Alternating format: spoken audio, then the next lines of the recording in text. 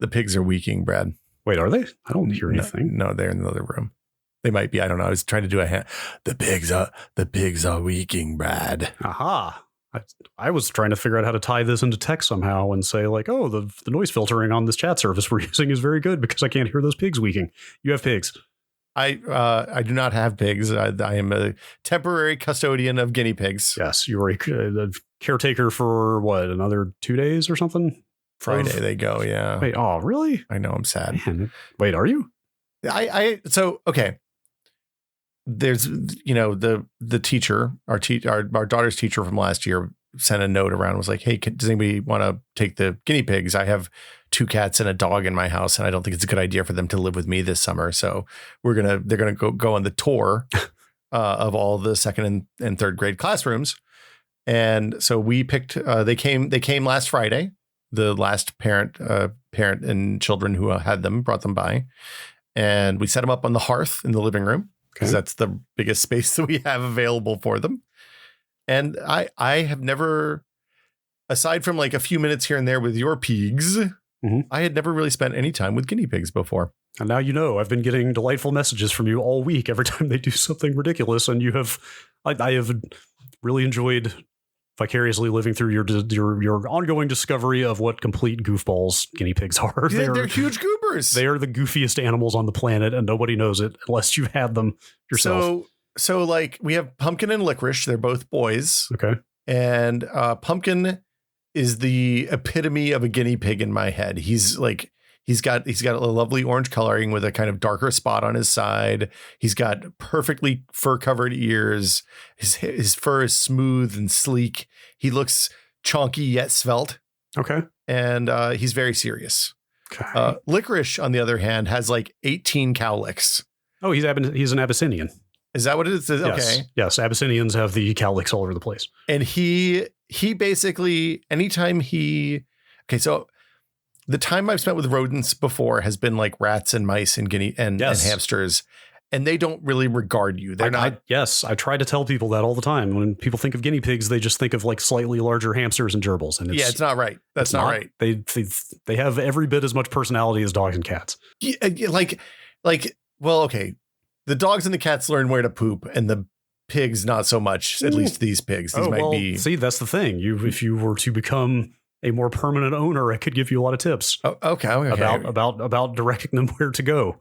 So, and then you don't have to clean the whole cage all the time. Well, but so the point, okay, that's good information for Gina. The thing about Licorice is every time he regards you, he does the dramatic prairie dog look, and it's very funny, but he's very serious about it. And like, I didn't expect them, like when you go sit like after I finish a stream at night, I'll go sit down in front of their pen, and like they both come over and they're like, hey, what's up? And they look at me and they're like, you got any food or anything? Or you just want to, I'd take a pet maybe. Oh yeah. Like they're very affable. They more than just regard you. Like we open the cage and put we have a little rug that we put out to just kind of expand their roamable area. And like, if you get down on your knees and say hello, they'll run up and like climb up on your knees. Like, really? Yeah, absolutely. I mean, it takes time though. Like it takes a lot more than a week to draw them out that much. But yeah, absolutely. They climb up the side of the cage. They vocalize in 800 different ways. Like every guinea pig we've ever had has had like so many personal idiosyncrasies that. Yeah, they have a stunning amount of personality. I have quite enjoyed getting to know Pumpkin and Licorice. One of the ones we have now. Every time we clean the cage every day, but we fully like replace everything once a week. Yeah. As soon as we put them back in every week, right after that cage toss, she just runs around the cage swaying her butt back and forth and like hip bopping things. like a sachet? Yes. She's like literally will just sort of like boom, boom, boom, like kind of sway her hips into things. Like she'll knock things over. She just runs around rearranging everything. It's ridiculous. They're like they move. They have a little stump that they hang out in. They like cover, right? Yes. They are prey animals. They like to be under things. So we like they have 2 little hutches, but the crate that they're in for the summer, the one that they have in class is a little bit bigger, but the one that they're going from house to house in is a little bit smaller. So we've done like a hammock to give one of them cover, or like a low platform where they can kind of hang out under there for sleeping and stuff like that. But yeah, they're delightful. Like the other night, Gina and the kiddo came in and they were like, Dad, they're doing something hilarious. And I was like, like, is everything okay? And my daughter, who's 8, was like, yeah, that's so funny. And I looked at Gina. I was like, are they okay? She's like, yeah, they're fine. I had to look it up. But they were doing this thing called popcorning, which I'd never heard of before. And they popcorn apparently when they're very happy is what the internet told us. Yes. Gina thought they might be having seizures and we had to go to the emergency room real fast. Yes. Like the idea of you witnessing popcorning without knowing what popcorning is like so hilarious to me. I can't explain it. Like, it's like they're so taken by spasms of joy that their muscles tense up and they jump like 4 inches into the air. They're like jumping beans. It's literally like popcorn popping. Like they become airborne. They contort midair. Yep. I have many times seen guinea pigs do full 180s. And then when one of them does it, usually the other one gets going, and they kind of can feel. It's like you get the giggles, and it's contagious. It's ridiculous. I have seen a pig popcorn all the way around a cage doing a lap before. They're the goofiest animals on the planet. I wish more people. You know what? You should do a pig cast. I may have. Well, I shouldn't say it out loud. Don't say it out loud. I registered a Twitch account. Dun dun dun. Piggies 24/7 coming to a live stream near you. Ooh, I like this. This is a patron benefit. Stay tuned. No, they're awesome. They're lovely. The only problem is the cage situation. Like, our house is small. Yep. We want to get dogs again. We're actually kind of looking for dogs right now. And I feel like it's unkind to have dogs and pigs together. I could see the conflict. Yeah. Prey animals. It's like, it's a match made in a tragedy. Maybe we should just move on to the tech.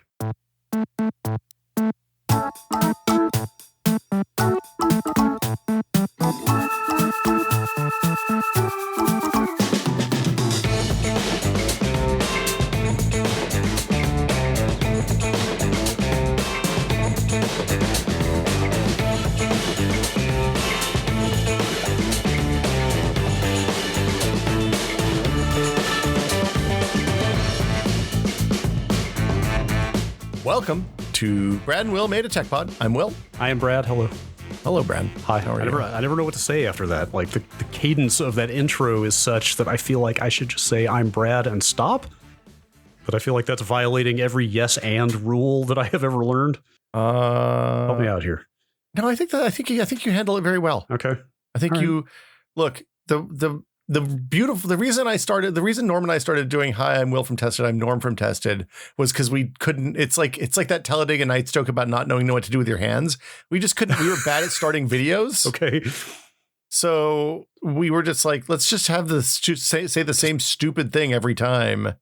And then we did it for like 5 years, and then we got 4 years, and then we got tired of it, so we stopped. Well, then the problem just becomes, what is the first thing I say after the thing I always say? Like you're just deferring the problem about 5 seconds. No, but this is like writing. This is like, if you write novels, then they tell you just, sit down in the morning and write like 3 sentences. It doesn't matter what they are. They can be complete garbage. You're just going to throw them out. But it's just to get your fingers moving and your brain working on the keyboard, right? Sure. There's a Stephen King quote I have clung to for years. It was in that book On Writing. I don't know On Writing is probably my favorite book about learning to write. Oh, it's so good. Yes. I haven't read it in way too long, but the quote is essentially like, writing is easy. It's knowing what to write that's hard. Yeah, turns out. Yeah, I think that applies to most everything, probably. I mean, one of the things I learned working at Tested and interviewing hundreds or thousands of makers is that the hardest part is always starting. Once you get started, then like one thing leads to another and on and on and on. Sometimes you stall out, sometimes you stop, sometimes you don't know what to do next and you have to look it up. But once you get those first couple of things, that initial inertia moving, everything gets easier. Who was that? God, we're never going to actually talk about Windows 11 here. Who was the legendary Simpsons writer that just gave his first interview in like 20 years a few weeks ago? And everybody was flipping out about it. And I don't remember his name, and I had not heard of him before, which I think was by design because he seems to keep to himself. God, I've talked about him 3 times this week. John, his name's John something. It's John something, and it's a long last name. Grundleson. He sounds like he's from Minnesota. Schwartzwelder? Schwartzwelder. Yes, John Schwartzwelder. He has a diner, like a diner booth, 2 diner booths in his house because he likes to work in diners. That's amazing. Yeah. Well, part of that interview was him talking about how he wrote The Simpsons. Yeah. And if I remember, his technique was essentially to write the episode with no jokes in it. Oh, yeah. So here's the framework of story. He gave a way better explanation for it than I could. But yeah, it was essentially just like don't try to think of the funny stuff. Like the meat of The Simpsons is the jokes, right? And it was just like, don't even bother trying to come up with the jokes on your first draft. Like, just get the damn draft done in 30 minutes, go to bed, and then wake up the next morning, and maybe some jokes will have popped into your head by then. It's just like, just start doing the work, just get it down on paper, and then fill in the part that matters. So he does. I mean, this is John Scalzi says the same thing. Do the easy part first, and then come back and do the hard part after the easy part's done. Yes. Podcasting is a distinctly linear format, though, so you can't really pick and choose. We just got to go with it. I mean, I don't know. I feel like we do the hard part because we have fairly extensive notes on every episode, every episode. We have about a page and a half of bullet points about Windows 11 here. Talking about them means people are going to ask for them, but they're not really formatted for human consumption. They're pretty ugly. I mean, we have like occasionally, like especially with this one, we have like kind of conversations in the notes.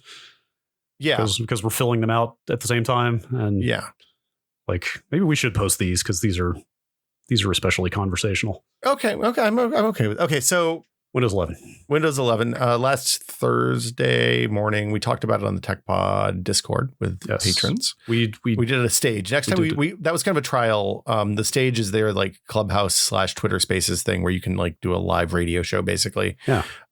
We opened it up to everybody. Next time we'll tweet about it both on Sweatpants Tech and probably our own Twitters. I quite enjoyed it. I thought it was a fun way to do that. It was pretty neat. Yeah. We were going to properly talk over that Windows 11 stream with video on a proper live streaming service, but I couldn't get my shit together to do. It's been a busy couple of weeks. I was very glad after the fact that we didn't bother to do that because they insisted on using their own live stream player rather than any of the turnkey services out there that are very reliable, and it completely broke. It worked on Twitter. Twitter was fine. Right. Well, that's the thing. Yeah. We ended up having to watch that thing on Twitter because Microsoft's own embedded live player was a disaster. Not great. But yeah. So the upshot is they announced Windows 11. They announced Windows 11 like 6 years ago. They came out and said, "Look, this is the Windows 10. This is the last Windows. We're never going to need another one. It's going to be Windows as a service from now on." Here we are. Do you know if did that announcement predate Nadella? Was that after he took over? I believe that was the last sweaty gasp of Steve Ballmer, but I could be wrong. Because that does not sound like a Ballmer-esque move. Ballmer seems like a guy who sold boxed products and wanted to sell boxed products forever. So if anything, I would guess that was like Nadella's big regime change. Like, we're doing things differently. We're the new Microsoft. That's just my guess. The reason I ask is like, is he the one who is going back on his own word now? It's possible. I'm looking up now. Sorry for the typing. Were they not to be taken at their word? Clearly, never take any companies at their word, Brad. The Windows 10 was the last Windows. I've gotten pretty used to Windows 10. I think it's all right. Windows 10 was released in 2015, which was almost 6 years ago, July 15th. Okay, so by forever they meant 6-ish years. I mean, that's a long time for an OS. I guess so. That's like Windows XP time span, basically. Okay.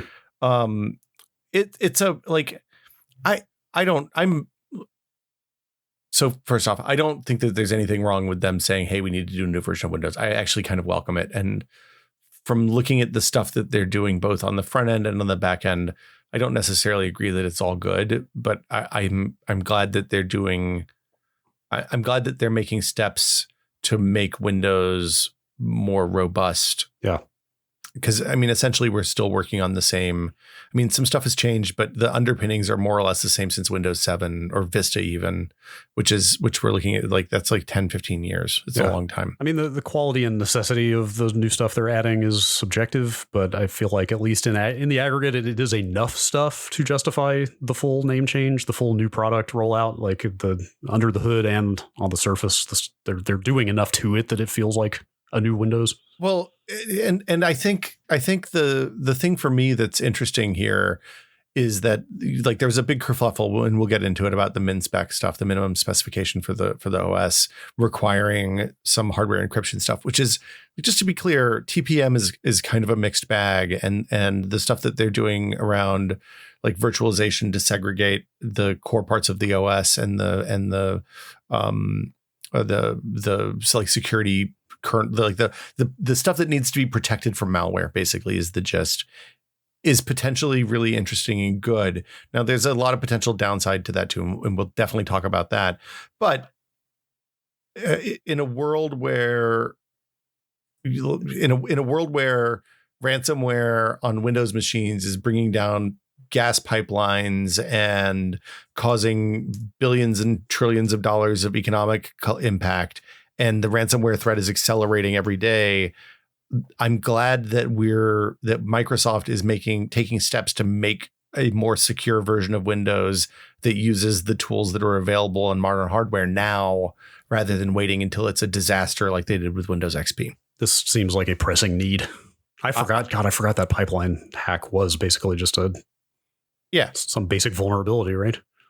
Yeah, it's just some bullshit that if the people who were running IT there were better at their job, then it probably wouldn't have been a problem. It probably wasn't their fault, because my guess is if it's like every business in the world, they were underfunded and didn't have the resources to do what they needed to do. Somebody was screaming about that vulnerability for months or years. Yeah, there will be memos. Yeah.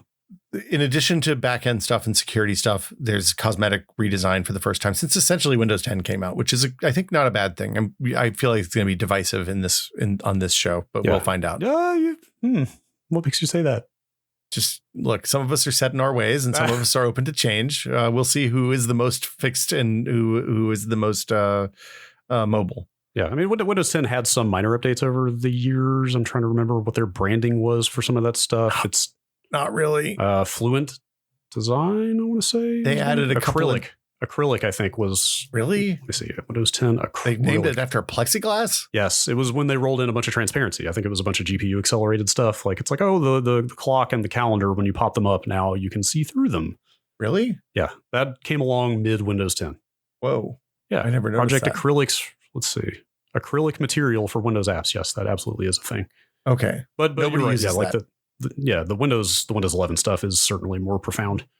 Yeah, it's like it's a nice refresh, I think. I think like the rounded corners in the windows, the center task start menu. What, you don't like the rounded corners? No, I hate rounded corners. OS 10 for a long time? I hate rounded corners. They got rid of them. The OS 10 has not had rounded corners for, well, also it's not OS 10. And we should talk about that as well. Yeah. We still need to talk about whether the existence of Mac OS 11 is what occasioned the creation of Windows 11 or not. Maybe. But by that logic, then they should have called this the Xbox 5 and not the Xbox Series or whatever nonsense. That is like famously, that's where the name Xbox 360 came from, because there was a PlayStation 3 imminent. I know. The next one's going to be the Xbox 720, dude. Yeah, but we're getting off topic. I like rounded corners. Oh, I hate them, man. Dude, what are those lonely little bundles of pixels on the corners going to do? I don't care. If not display screen. Nice. I like hard edges. I think I don't know. But ultimately victimless crime here, right? Nobody cares at the end of the day if the corners are rounded. It's not going to hurt you. I mean, what did the rounded corners do to you, Brad? If you think I am not going to see if there's a registry edit day one to restore hard corners, you are okay. I'm not gonna centered start menu. That's I don't have strong feelings one way or the other. Well, I know for that. That one's fine because you can still put it back on the left if you want. But I see the use case for that. Yeah, I will set it to the left like the second I install Windows 11, but that's fine. Yeah. What are these floating pop-ups? I missed that one. It's for stuff like the like if you click on your clock in the system tray or even the start menu, actually, like they're not attached to the taskbar anymore. They float. There's a gap. They're just loose? Yes, there's a gap. Not that you can drag them around. They're not windows, but they, like the start menu, when you pop it up, will be visually detached. If you look at any of the screenshots for all the stuff that pops up off the taskbar, it is kind of a floating design. Yeah. I think that part looks kind of neat.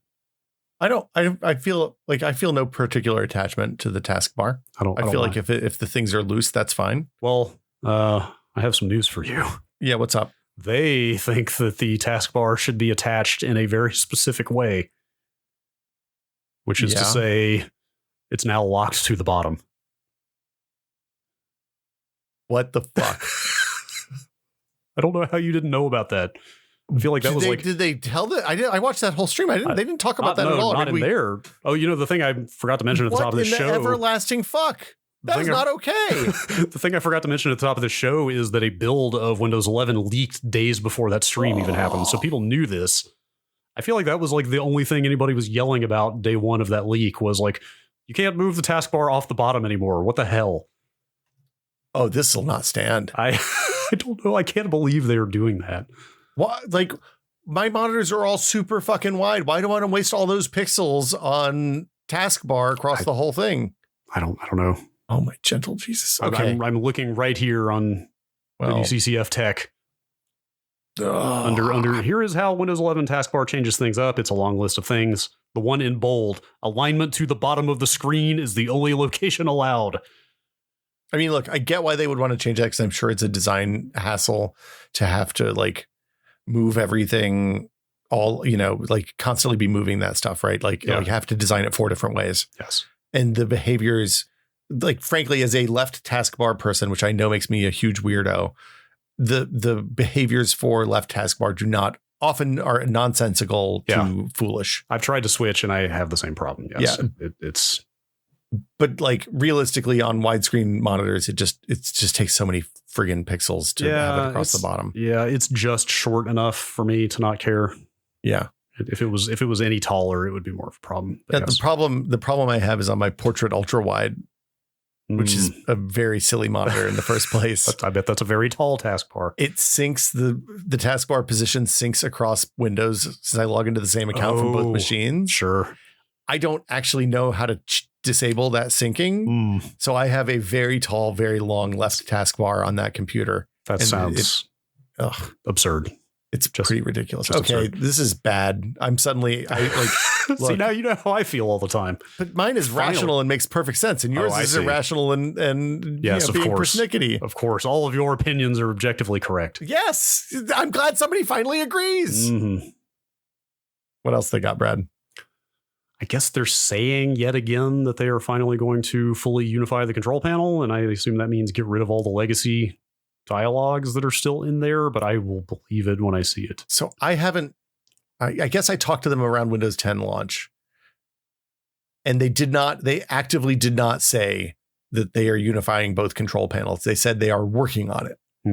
Well, this is a problem that's existed since I think Windows 8, which came out in 2012, where they had like the UWP / Metro control panel, which is called settings. And then they had the classic control panel, which is kind of the same thing that's been there since like XP or maybe even 95. Yeah.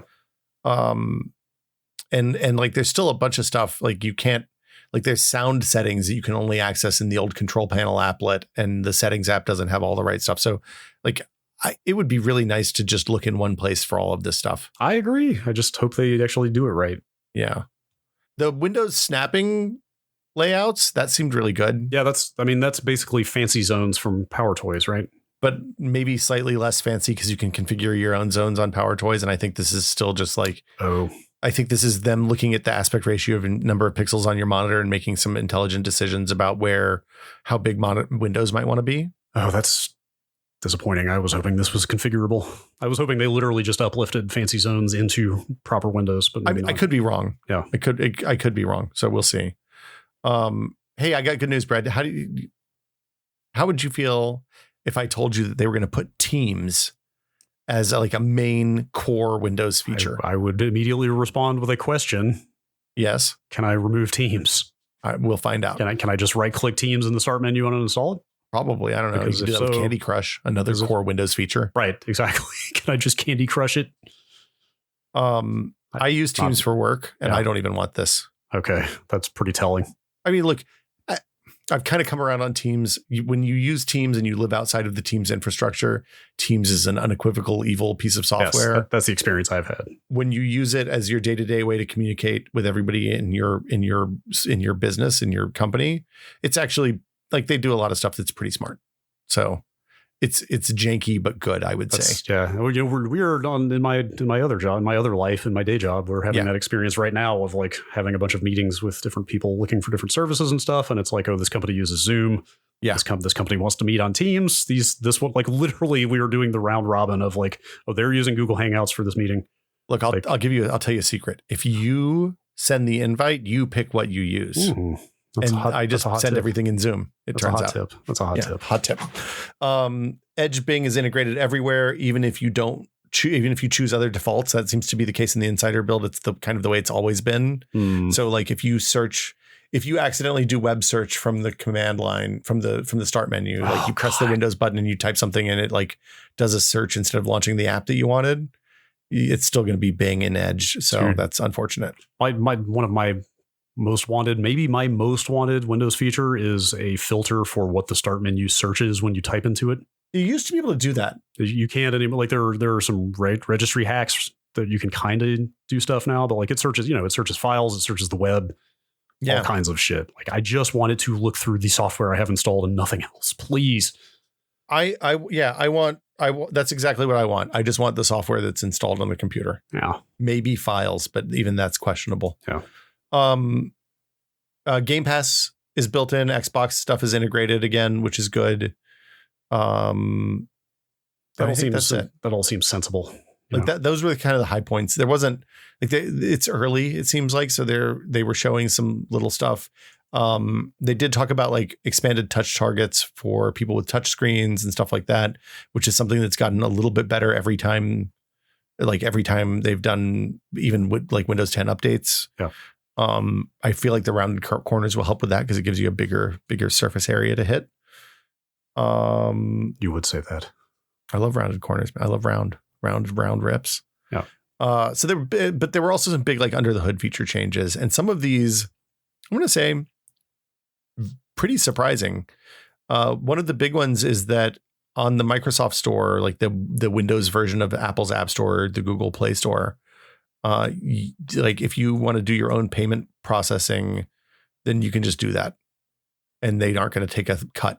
So how does that work? How do you well, I'm not sure. I assume there's some API or something on the back end, right? Like how would you actually plug your own payment processor? So like if you use Stripe or like any of there's a bunch of payment processing systems, you just write your application with that API, and then you don't go through the Microsoft instead of using Microsoft's API that they take their 30% cut on everything you sell. Right. Or I think actually they said it's 15 now, but anyway, then you just do your own and you take whatever Stripe's cut is, which is usually like payment credit card transaction fees plus a small percentage. But you're still distributing the software through the Microsoft Store? Yeah, they don't care. I think games is maybe the exception, but interesting.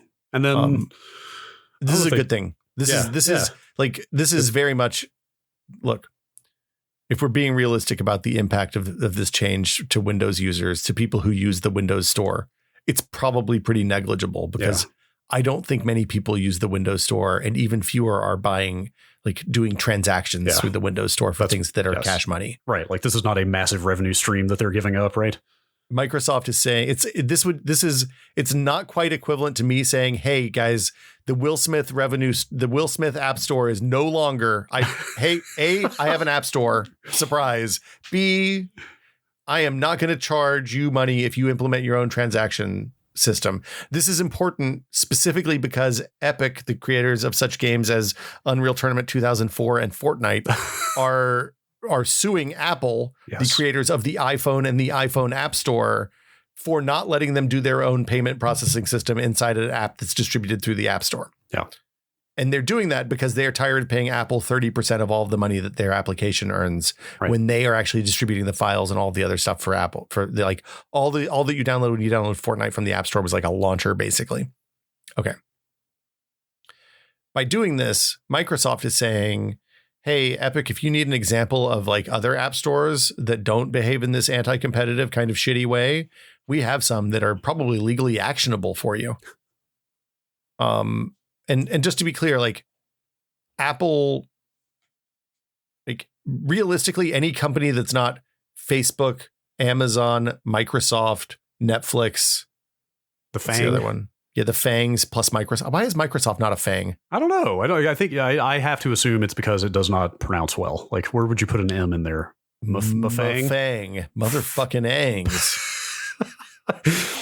Anyway, if you're not a $1 trillion company and you're suing Apple, it's the equivalent of like you and me suing Apple. It's like we're all in this together with Epic, right? What's the point? But Epic's going to get crushed. They're going to get destroyed in this lawsuit. It doesn't matter. It's good that they're doing it. Right. But I mean, like also the point is this is not some like good-natured benevolent move on Microsoft's part, right? It's like, hey, this app store is like and also ran in this space already. So this is a way we can get some attention on it and get people using it, even if we're not like we're already a $1 trillion company, right? Like we already have Azure and Office and Windows and like 18 other revenue streams. Like we don't need this store to be hugely profitable. We can leverage it as a competitive play. They can use it to stick a knife in somebody else's back at a convenient moment, which is exactly what's happening. But it's still good for the resellers that will be benefiting from it. And then, I mean, if Epic wants to distribute Fortnite through the App Store instead of just downloading a file, they can now. did this, I assume, I don't think they talked about this on that stream, but does this dovetail with the rumors about Win32 apps on that store and so forth? There's no rumors. That's just a thing that happened that is a year ago. Yeah. Oh, okay. You must be behind. You can download Win32 apps on the Windows Store right now. That's already there? Yeah. Oh. Or let me rephrase. They said that you could do that a while ago, whether it actually happened yet or if it's tied to Windows Next / Windows 11, what Windows Next became. I don't know. Because there's a fair amount of some core low level stuff that Microsoft makes on the Windows Store now, like the new Windows Terminal, which is fantastic. The new PowerShell, Python 3.8. Right. There's a lot of command line utility type stuff on there, and I'm not clear if those are being bundled up in some UWP capacity still. Or no, they're just normal ass programs. Are they? Yeah. Okay. Because the Python is just an exe, I believe. Okay. So also on the losers bundling their airing of grievances by the third rate companies in these spaces. Well, I mean, look, unless you have a Fire tablet, the Amazon App Store is not super relevant to you, probably. However, Amazon does have a way to distribute Android apps outside of Google. Microsoft loves to have more apps available on their platform. Sure. So rather than using BlueStacks or one of those Android emulators on your PC to run TikTok to get the TikToks, now you can just download the Amazon App Store and get this. You can get an app store for your app store, so you can download apps while you're downloading apps. I'm resisting the urge to make any kind of exhibit joke here. Look, I think it's too late for that now, if we're being honest. But look, Amazon's App Store probably doing okay for Fire tablet users, probably not lighting the world on fire for normal Android people. Yes. But they said, hey, you can actually put an app store inside another app store, and it's not going to destroy the business for anyone involved, setting more precedents that can be cited in ongoing litigation, antitrust cases, and things like that. Very convenient. It is incredibly convenient. So, this is we talked about this last week a little bit, or maybe in the Patreon episode, I can't remember. But this is the war is coming moment. The FANGs and Microsoft are going at it. When we were planning this episode, I was all excited to get in here and talk about rounded corners and centered start menus and so forth. And then you blurted out the phrase "war is coming." That's the point here. And I was like, whoa, it's got dark all of a sudden. But I'm trying to pull up this article you sent me from Bloomberg, I believe it was. Yeah, so it was in Bloomberg. There's a non-paywalled version on the Mercury News, because the Bloomberg one you immediately would get hit for $400 on. Yes. But the headline: Google and Microsoft ended their 5-year ceasefire, and I didn't really know about any of this. I think I maybe knew at one point and forgot that they used to butt heads all the time. So when Sundar Pichai and Satya Nadella were young and new CEOs of these giant corporations, they said, hey, let's let bygones be bygones. And instead of going to government regulators to solve our problems when we disagree with each other, let's establish a process that's fair and equitable for everyone to resolve our differences peacefully without involving the feds or the Euro feds or whichever, pick your government regulatory body. So they did that for 5 years. It expired. Nobody's renewing it. They're all walking away. Microsoft has already gone to the Ukes complaining about, I think, about the fact that on Google's ad. So Google has an ad marketplace. We can buy ads across all networks, including Microsoft's, and they're not supporting the new Bing features that Microsoft wants them to support in a timely manner. So Microsoft is alleging that they're losing business to similar Google features because Google is prioritizing their own products in what is supposed to be an otherwise open marketplace, thus performing anti-competitive behaviors. And I believe that they did actually go through the entire process for this. And the end of the process was them calling the regulators and complaining. But again, this is an interesting situation because Microsoft and Google,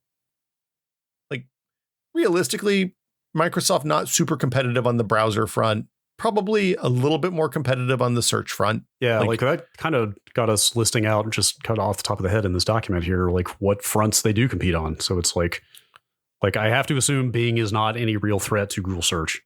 Bing shows up in weird places. Bing is the default for DuckDuckGo. I think it's the Yahoo search now. Okay. But realistically, probably not a big, they're not, they're not making much money off of Bing search would be my guess. Right. There's, I assume this on a like it's a shitload of money for you or me, but for like Microsoft, it's like it's not a thing. Tuppence. There's Office 365 versus like the Google Apps suite. I'd say that's probably a pretty significant source of competition. Yeah.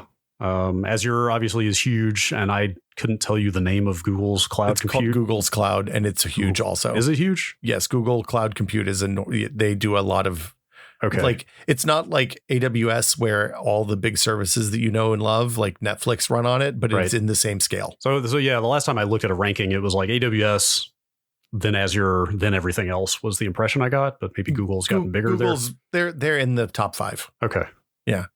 And I don't know if the top 5 on this is a thing where like 1 and 2 or the 1 is the only one that matters, or 1 and 2 are the only one that matters, or the top 5 are all equivalent now, because it kind of changes on the moment by moment. I have to imagine that is like probably the fastest moving world in computing, right? Because the entire world runs on it now. I mean, they're building a massive amount of everyone that has this kind of money is building a massive amount of infrastructure, because like this is why buying compute in the cloud has gotten cheap, is because everybody just keeps putting more fucking servers into data centers that are planted next to hydroelectric power stations and stuff like that. Do you think when it's safe to go back out into the world, which seems like it'll get here sooner or later at this point, do you think we could go like do an episode from a data center? Absolutely not. No, they're really, really cold and really, really loud. That's why. Well, okay, loud is, yes, that's a problem, but the cold is why I want to go. Also, they're very secretive. Yeah, I know. That's why I asked if you thought we could get away with it. I want to experience that cold. I want to see what it feels like in there. Maybe we don't record in there,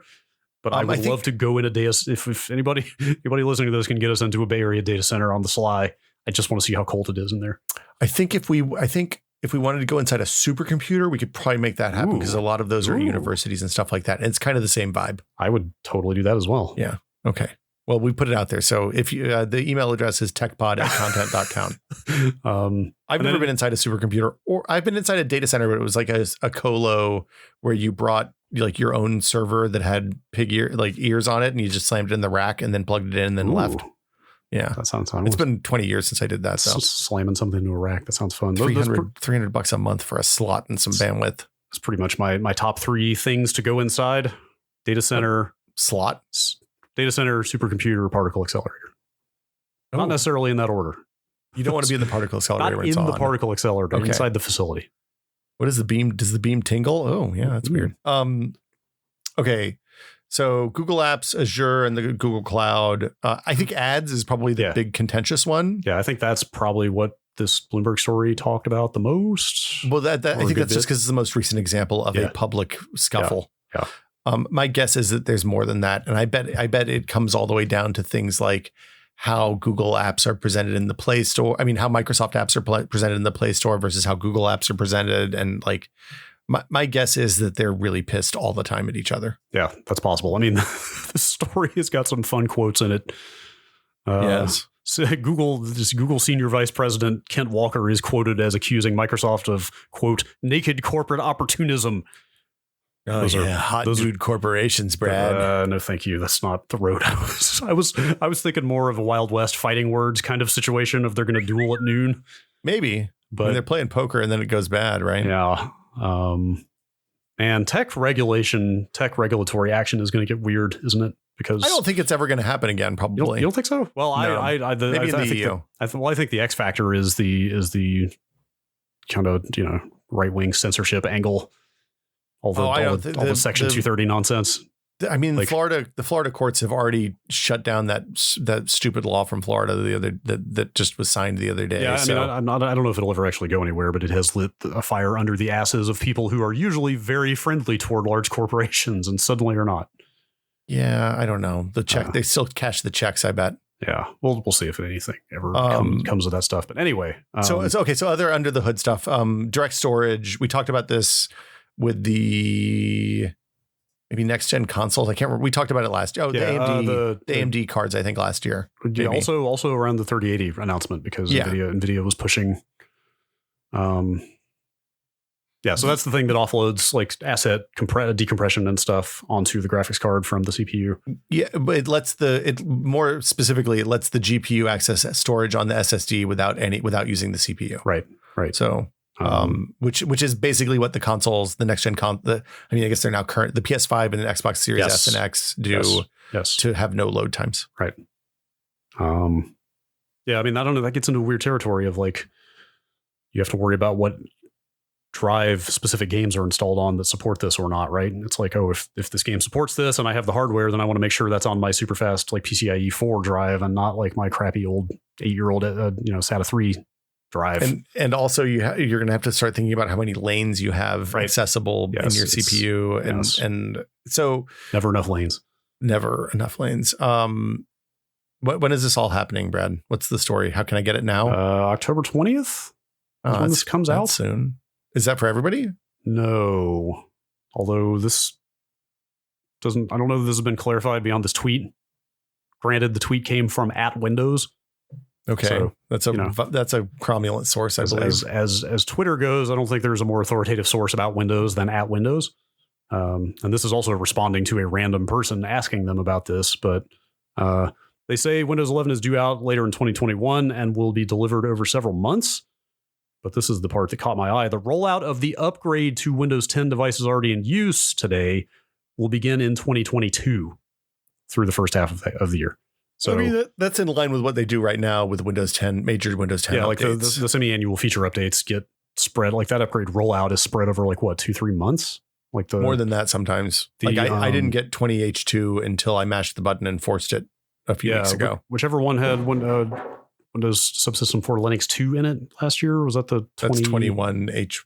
I think. I think they were calling it 2004 at that point. But yeah, like I didn't get that until like 3 weeks before the fall update came down.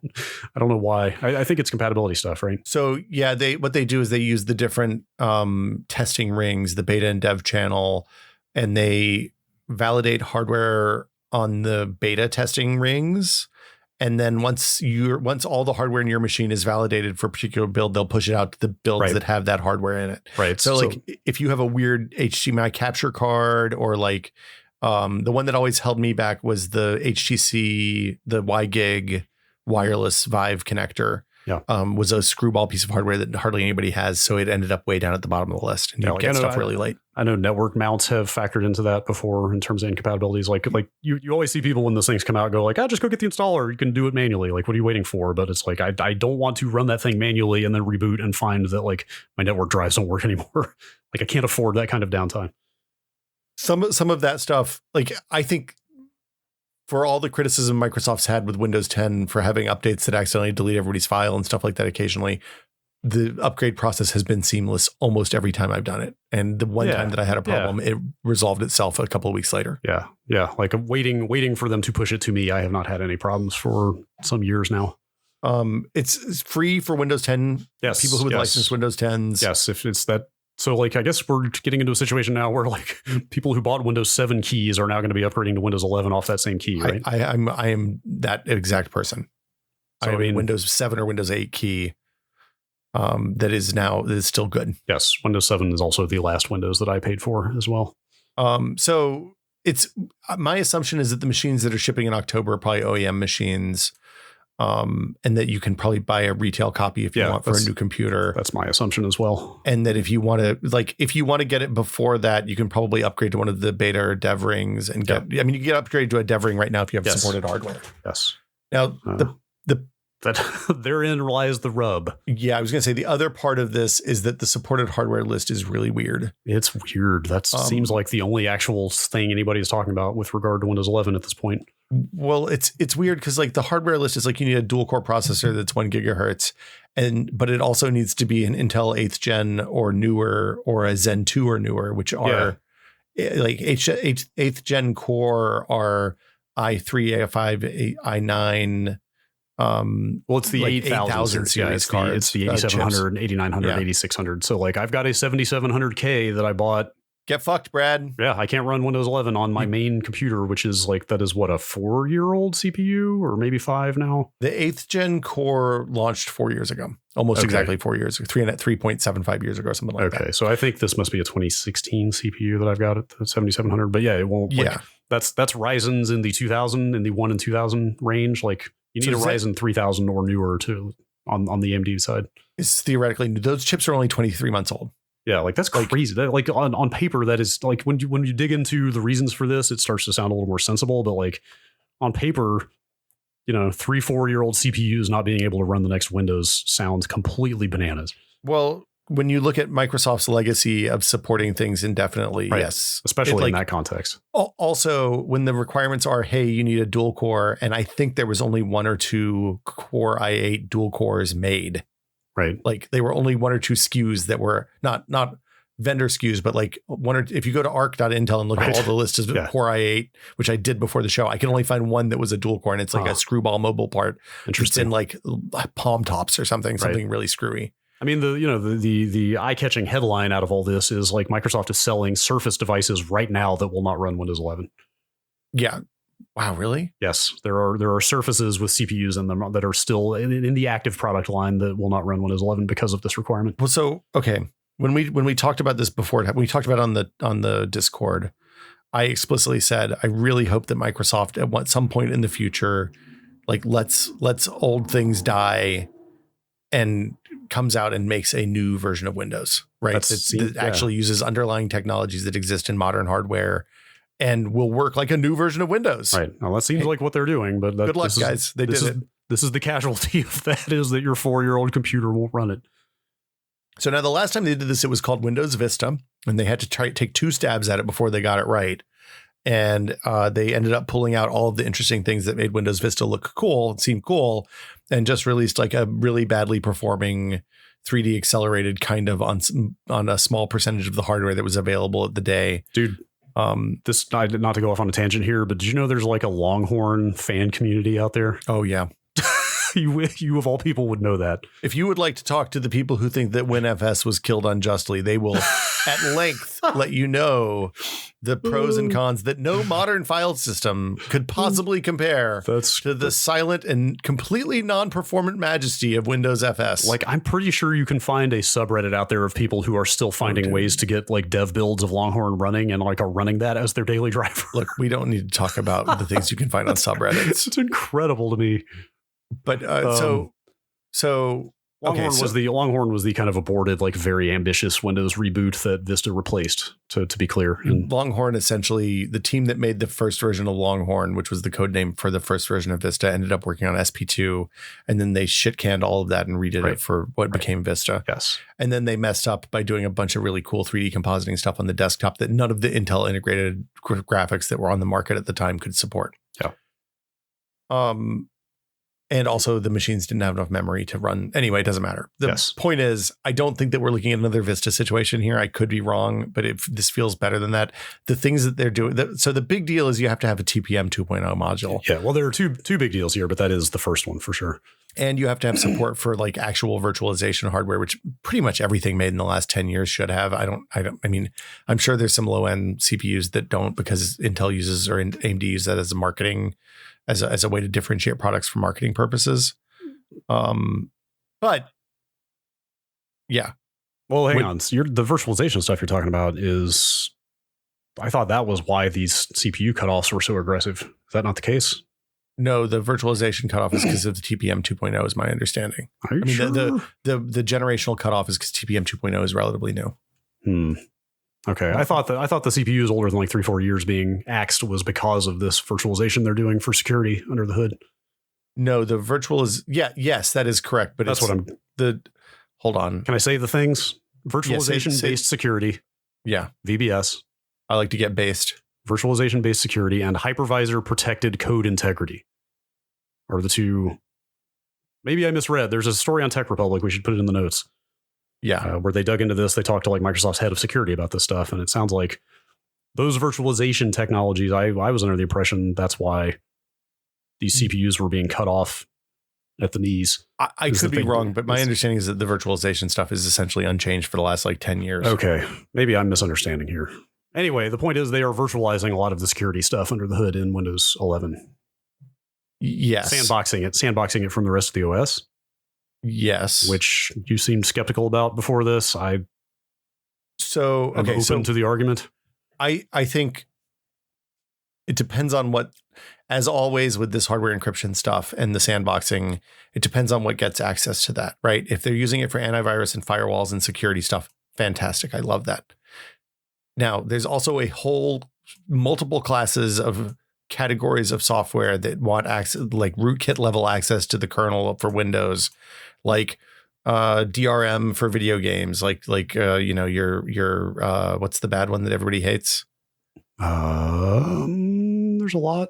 Okay. Anyway, so there's a bunch of DRMs that essentially root your system to prevent Denuvo. Denuvo. Yeah, that's one of them. Yeah, that's the one that everybody bitches about. Yeah. There's anti-cheat for games, like Riot has an anti-cheat that runs at a ridiculously low level for video game nonsense. Yes. But also a bunch of other stuff does that too. Like so if Microsoft is giving Riot root level access to my computer in a virtualized environment that I can't even access, I'm not super enthusiastic about that. When you put it that way, I'm not either. I didn't consider the idea of third parties getting access at that level through this conduit. Yeah. And if Denuvo gets that, fuck that. That sounds terrible. Okay. But reading this, I was under the impression this was just Microsoft itself. So that's the part that I haven't found any information. Like nobody's talked about it. Well, this is all very new. This Tech Republic story, this interview just came out like yesterday or the day before, I think.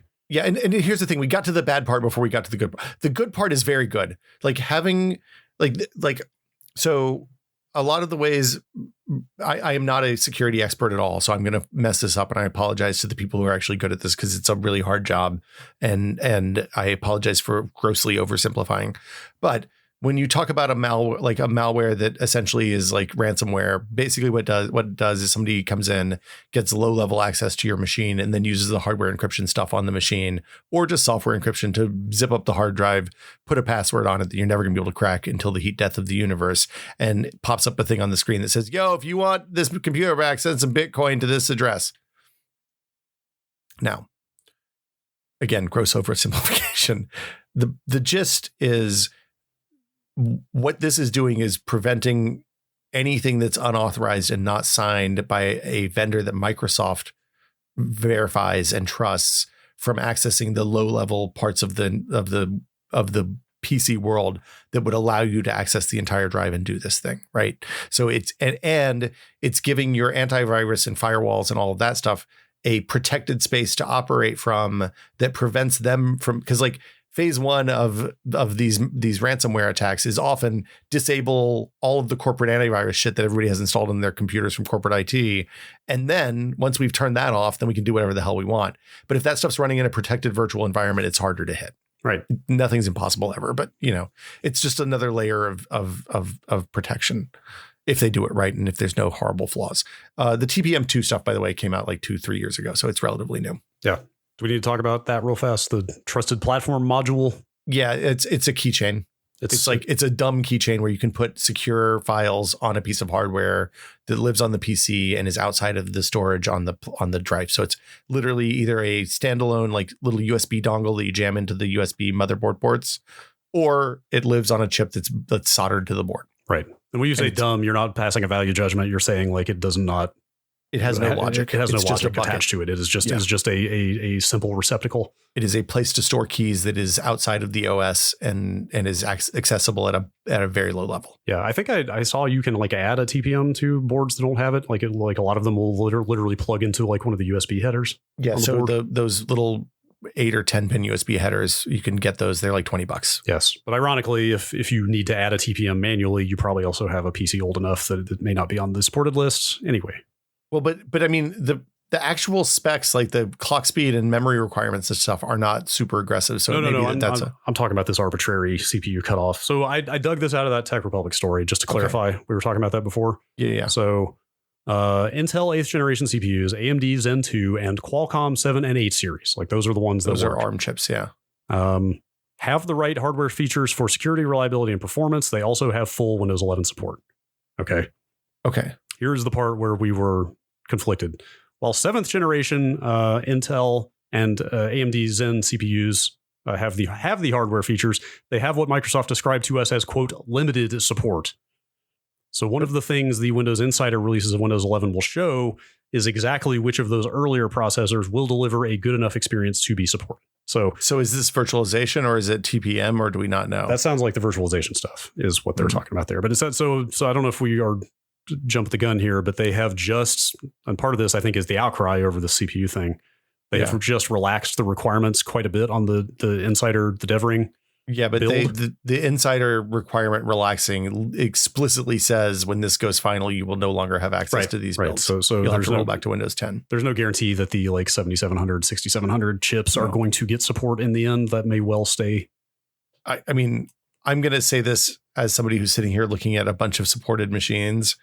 It sucks if you have a machine that's not supported. It doesn't matter. Well, like no. I'm saying just run Windows. Like this is the first time in my life I've ever not had to upgrade to Windows the moment that the new one's available.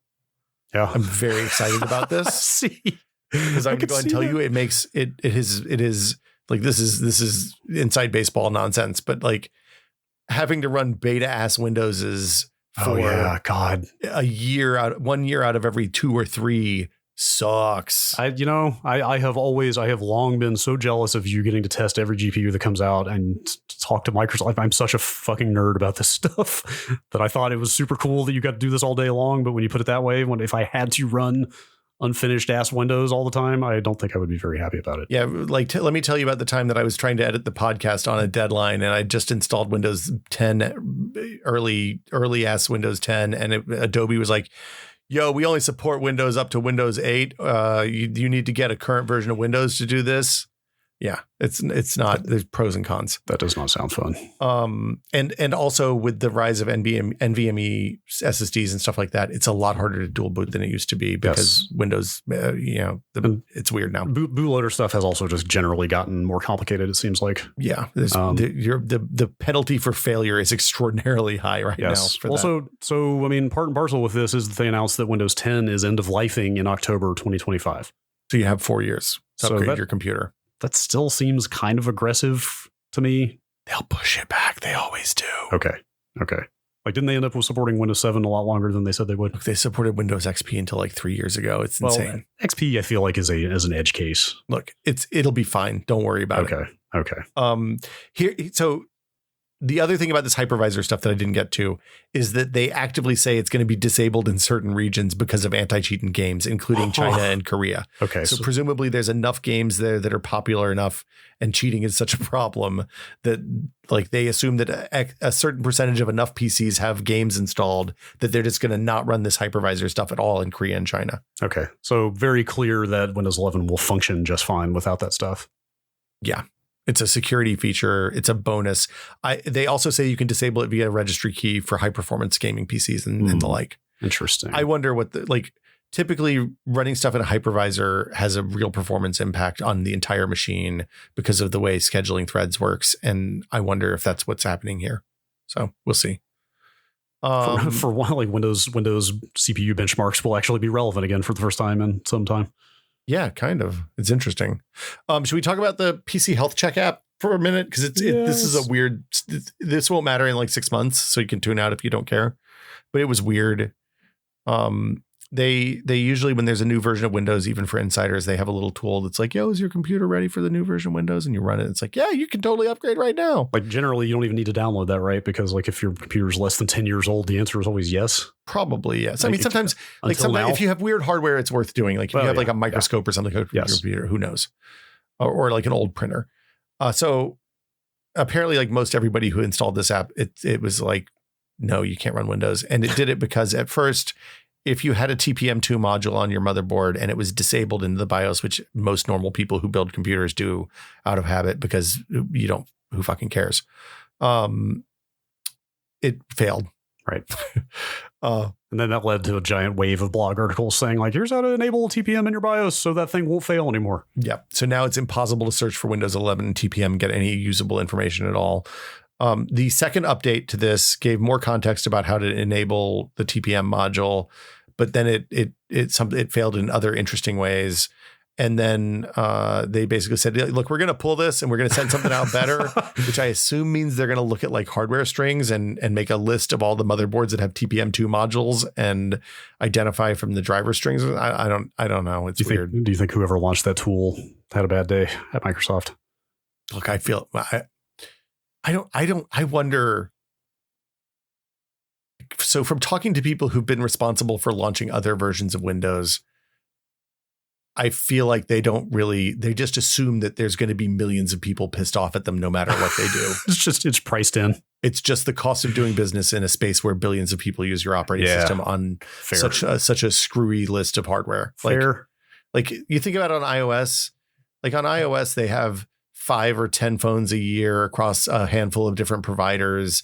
So you're looking at maybe 1,000 devices all told that support a new version of iOS, iPads, iPhones, all that stuff. Mm-hmm.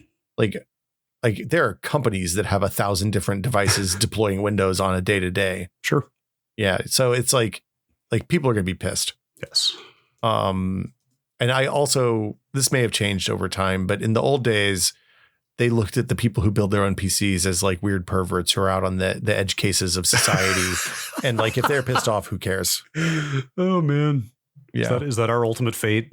Look, to just be regarded by younger generations as weird perverts on the edge of society. I mean, computer touchers. They touch their computer. My daughter's really interested in like working. She helped me install a video card the other day. Wow. And I was like, oh, this is really fun. Okay, cool. Yeah. I mean, there's definitely that stereotype about younger people only knowing how to work a touchscreen and et cetera, which she likes playing. Like she yeah. I feel like it's probably overblown. Probably. I assume. Depends. Look, if your kid only wants to use a touchscreen, you've fucked up by not introducing him to fun games. That's the thing. Well, I'm not talking about controllers. So this came up on the Discord a few nights ago. The argument was more about like people who know how to build a PC versus people who only use a tablet and a phone or whatever. But like my assumption based on nothing but my gut is that the same number of people are probably still finding their way to building PCs as there has always been. It's just that the people who are not doing that are now using touchscreens where in the 80s they were using nothing. They were not touching technology at all. Yeah. Now everybody touches some level of technology where in the past, like, you get what I'm saying? Like, I would say that the number is probably increasing because of the number of people who are exposed to technology is so much higher now that there's probably just a trickle down of new people coming into the hobby as a result. Yeah. I mean, I've just anecdotally looking at the internet, I feel like the building PC culture has never been more robust than it is right now, right? I will say in the Windows 10 era, when I've talked to Microsoft about stuff, we don't communicate all that much anymore, it turns out. But when we did, they were much more interested in the consumer perspective than before because Windows as a service is an inherently more consumer focused product than like say Windows Vista for work, Windows for work groups was or whatever. Yeah. Windows is weird. Yeah. I don't know. Seems like good weird for the most part, though. It seems interesting. It's getting interesting. I like I said, like whether I think this is good weird or bad weird is going to entirely depend on who they let into that hypervisor. Yeah. Because like if Denuvo's in there, then I'm significantly less interested than if it's, McAfee and Norton and Kaspersky and all those folks. Yeah. Also, it kind of calls into question like what happens to like, open source projects or our friend Nersoft. Oh, or stuff like that. Like, that's the part we forgot. Like, this is the end of unsigned drivers for Windows. Oh boy. Like, period. There's no getting around that, I think, under this new regime. Right. Because they're WCL testing everything now. And that means you have to get it signed and you have to submit it. Right. And there are big questions about cost for things like open source projects and small hardware businesses and people who make the weird shit that makes PCs fun and good and useful. Like that search app I always talk about, Everything. For Windows, which is incredible, but like that thing runs an indexing service, and I don't know where it would leave. And that thing is developed by a guy, as far as I know. It's free. It's freeware. Is it signed? I don't know. It may be. So it often a way to tell, like often stuff that you can install that's not a portable app that lives in like your desktop folder, your documents folder, or whatever. If you can install it without having to do a UAC prompt, like click the is it okay? Like the screen goes gray and it's like, do you want to install this thing? That means it's probably signed by an authority that Microsoft recognizes. Okay. You have to opt into the indexing service. It's not mandatory. Yeah.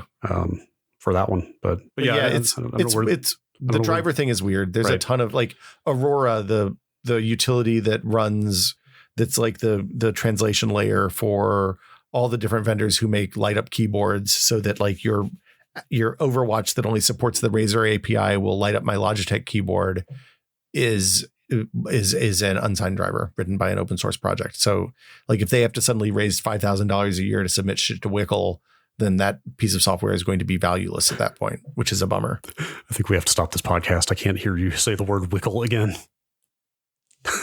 What, you don't like the Windows Hardware Qualification Lab?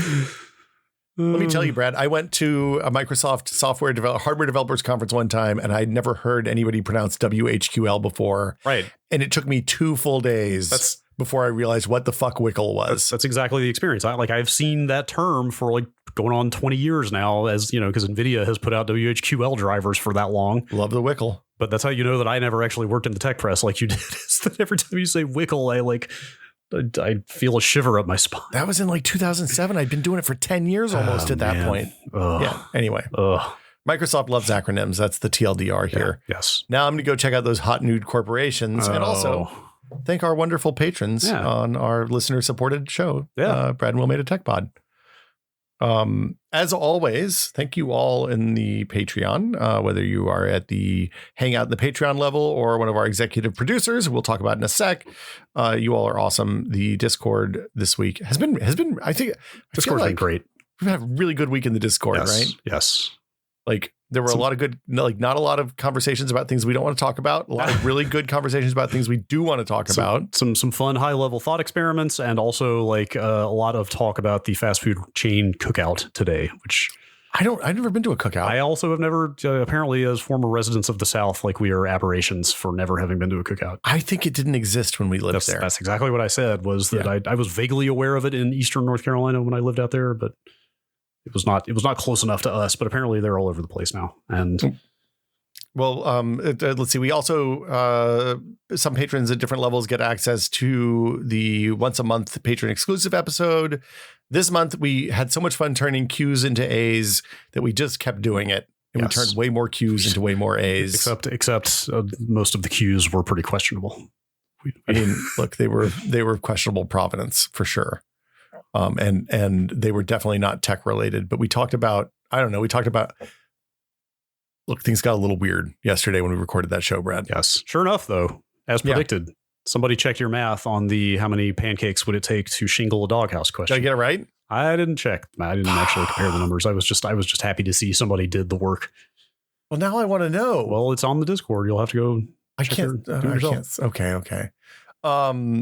But as always, so if you want to find out how to join the Patreon and join the Discord and join the conversation and help support, like I said, our 100% listener supported show. You make this possible.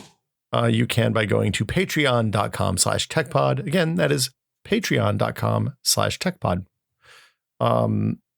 And as always, thank you to our executive producer level patrons, Andrew Slosky, The Bunny Fiend, Jacob Chappell, Joel Krauska, Twinkle Twinkie, David Allen, and James Kamek.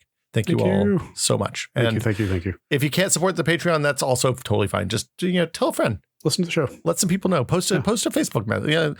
Hey, tag your favorite uncle who's really into building computers in his basement, and or tag somebody who you think might like a little more tech in their life. Spread the word. Download the podcast on like 12 different devices. No. That doesn't.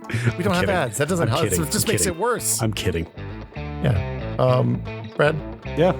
I guess that'll do it. Yeah. Are you going to install Windows 11 when it comes out? Fuck. Oh, when it comes out, yeah, probably. Okay. Not tomorrow. Okay. I might but now I'm in a weird spot. I feel like I should like I was getting ready to do a reinstall, which is why we did that episode a few weeks ago. Yeah. And now I'm like, shit, maybe I should just wait. I mean, October might as well be a decade from now. Just treat yourself. I don't want to have to do 2 reinstalls, though. Treat yourself to a fresh install, man. You deserve it. Well, and then I'm going to have like Windows 10 on one computer and Windows 11 on the other computer because I'm not going to put on the Stream Machine. Like, this is it's a dilly of a pickle. Well, we got until 2025 to decide. See you all next week. Bye, everybody.